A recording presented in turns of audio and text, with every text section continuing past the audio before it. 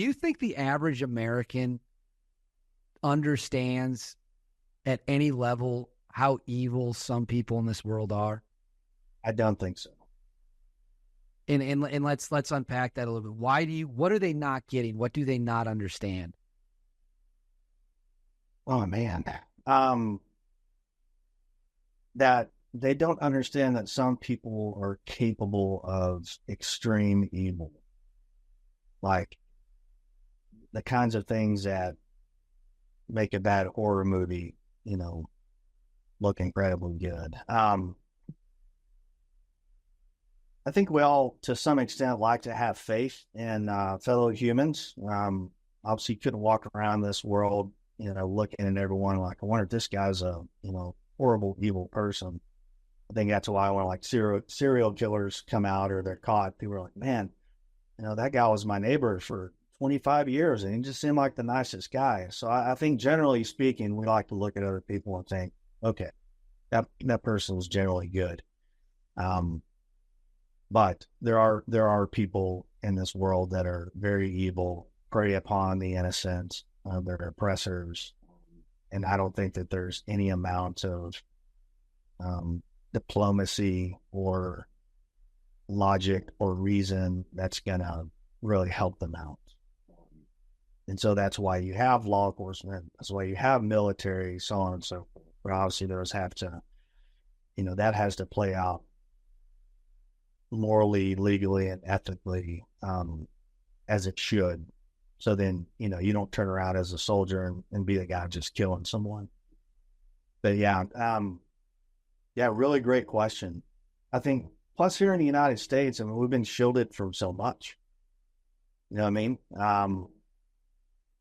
Aside from like school shootings and all those things, that kind of really brings it to the forefront of the conversation every time it happens. But look, man, we've been a free country. We've been relatively secure. For the most part, everybody goes about their business. They kind of get what they want at the snap of a finger. Life's generally good.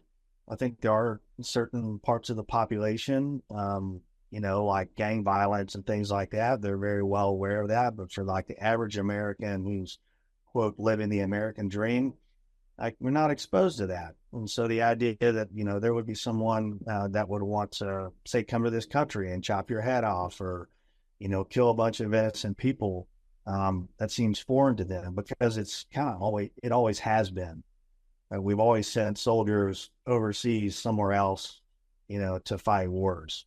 And we've been, with the exception of 9/11 and a few other cases, have been shielded from that. I agree with you 100% that I don't think that the public has any idea what the threshold for how bad things can get. I'll tell you two things that are a little bit of a different perspective to kind of bridge, the gap between someone from your world and then a regular dude like mine.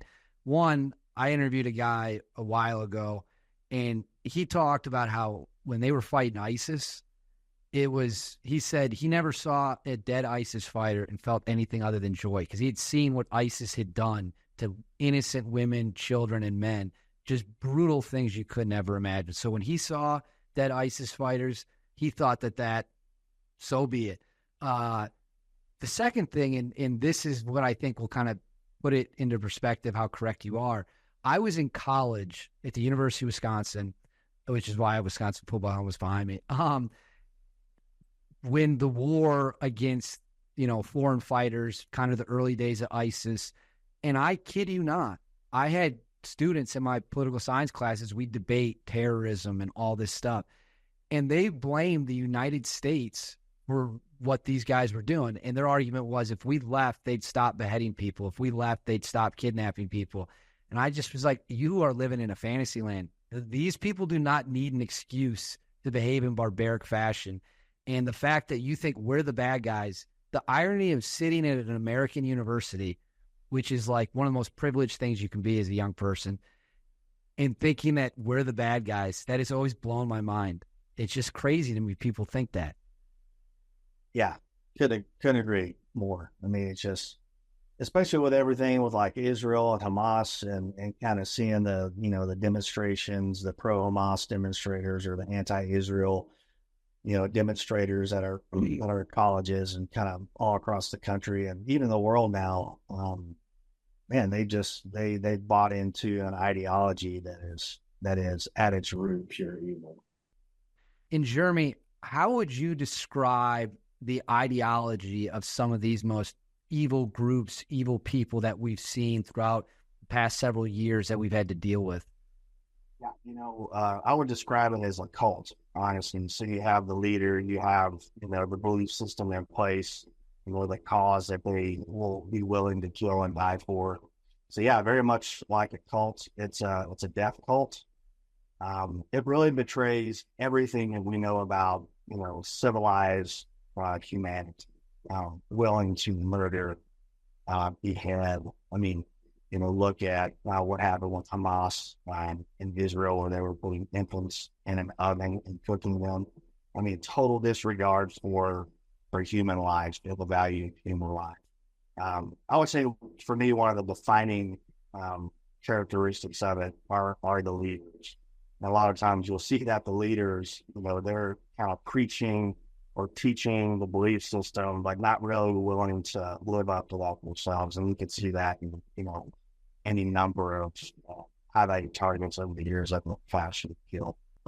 Without question, you're 100% correct.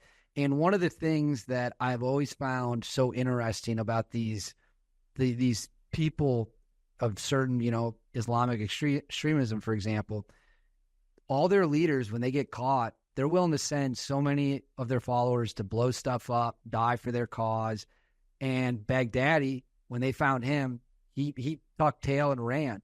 Bin Laden never even fired a shot. And there's plenty more examples. It's like these guys, they preach one thing about the infidels and the jihad, and then when their number gets called, they don't do anything. It's like they get exposed as being gigantic cowards. Yeah, I would agree with that. You see the foot soldiers kind of buying into the cause and, giving their life for it. And, ultimately the leaders at the top aren't really kind of willing to live the life they've called their people to live. Absolutely. When you hear the words, "Thank you for your service," someone comes up maybe in an event and says, "Thank you for your service." I hear people have a wide range of opinions. I've heard several guys from the world you come from. They say, "Don't thank me, thank my wife. She's the one who had to stay back and deal with the kids and the dog. Like, I was off 6 months at a time. I was loving what I was doing." And other people say, "No, it means a lot to know that, they care," or even if they say it. What are your thoughts when you hear those words? Yeah. I really appreciate it. I think if we take a look back in history and how, veterans and soldiers are treated back in Vietnam, for the American public to recognize your service and what you've done is pretty amazing. I would also agree with some of those guys. Yeah, I thank my wife. We've been together almost 24 years, and she's been through it all and put up with a whole bunch for me and whatnot. But especially now,